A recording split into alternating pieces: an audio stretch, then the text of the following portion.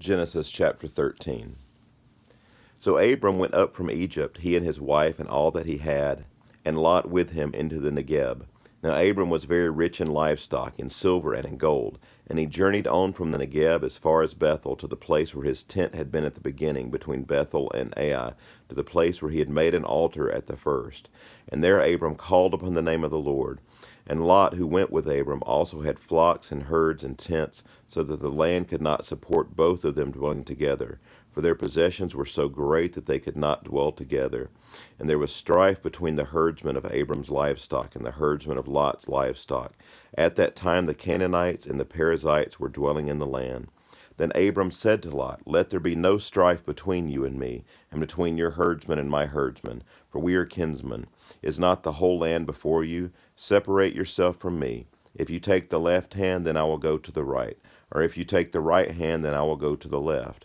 And Lot lifted up his eyes and saw that the Jordan valley was well watered everywhere, like the garden of the Lord, like the land of Egypt in the direction of Zoar, as this was before the Lord destroyed Sodom and Gomorrah. So Lot chose for himself all the Jordan valley, and Lot journeyed east. Thus they separated from each other. Abram settled in the land of Canaan, while Lot settled among the cities of the valley, and moved his tent as far as Sodom. Now the men of Sodom were wicked, great sinners against the Lord. The Lord said to Abram, after Lot had separated from him, Lift up your eyes and look from the place where you are, northward and southward and eastward and westward. For all the land that you see I will give to you and to your offspring forever. I will make your offspring as the dust of the earth, so that if one can count the dust of the earth, your offspring also can be counted. Arise, walk through the length and the breadth of the land, for I will give it to you. So Abram moved his tent and came and settled by the oaks of Mamre, which are at Hebron, and there he built an altar to the Lord. In the days of Amraphel, king of Shinar, Arioch, king of Elasar, Chedorlaomer, king of Elam, and Tidal, king of Goim, these kings made war with Bera, king of Sodom, Bersha, king of Gomorrah, Shinar, king of Admah, Shemeber, king of Zeboim, and the king of Bela, that is Zoar. And all these joined forces in the valley of Siddim, that is the Salt Sea. 12 years they had served Chedorlaomer, but in the 13th year they rebelled. In the 14th year Chedorlaomer and the kings who were with him came and defeated the Rephaim and Ashtaroth Karnaim, the Zuzim in Ham, the Emim in Shevev, Kerithaim, and the Horites in their hill country of Seir, as far as El Paran, on the border of the wilderness.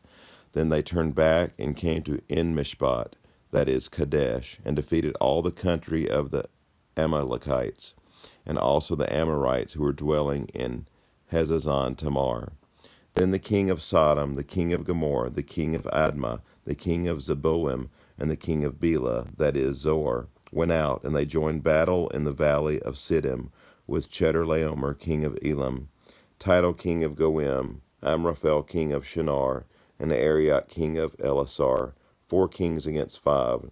Now the valley of Siddim was full of bitumen pits, and as the kings of Sodom and Gomorrah fled, some fell into them, and the rest fled to the hill country. So the enemy took all the possessions of Sodom and Gomorrah, and all their provisions, and went their way. They also took Lot, the son of Abram's brother, who was dwelling in Sodom, and his possessions, and went their way. Then one who had escaped came and told Abram the Hebrew, who was living by the oaks of Mamre, the Amorite, brother of Eshcol and Aner.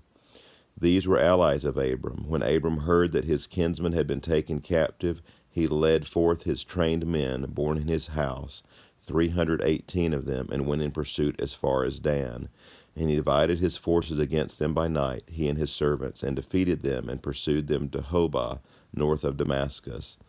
Then he brought back all the possessions, and also brought back his kinsman Lot with all his possessions, and the women and the people.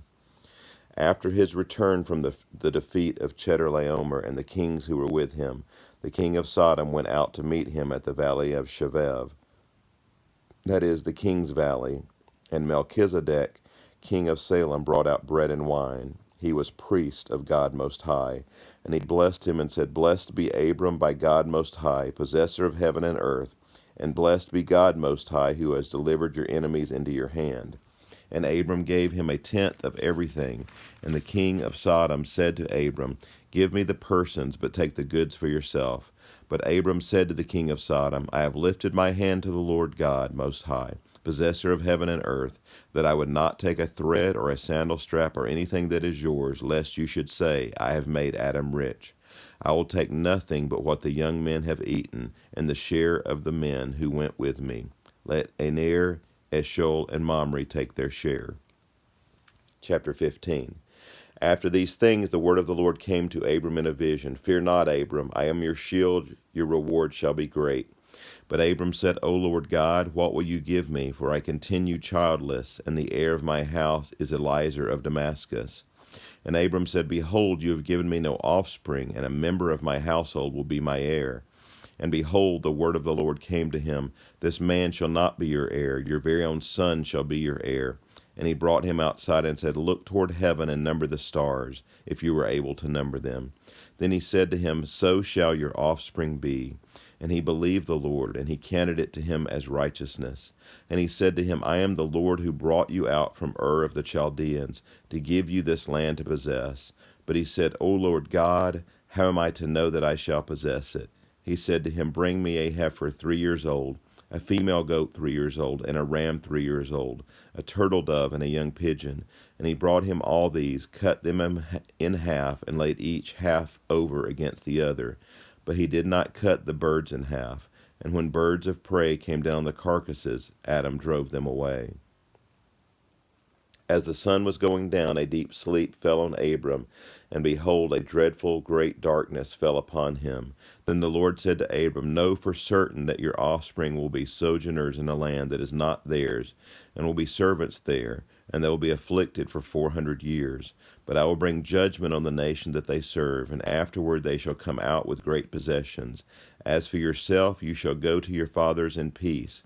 You shall be buried in a good old age, and they shall come back here in the 4th generation, for the iniquity of the Amorites is not yet complete. When the sun had gone down and it was dark, behold, a smoking firepot and a flaming torch passed between these pieces.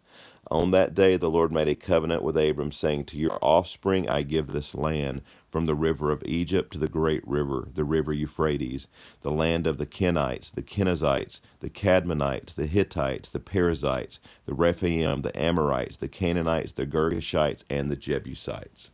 This concludes chapter 15.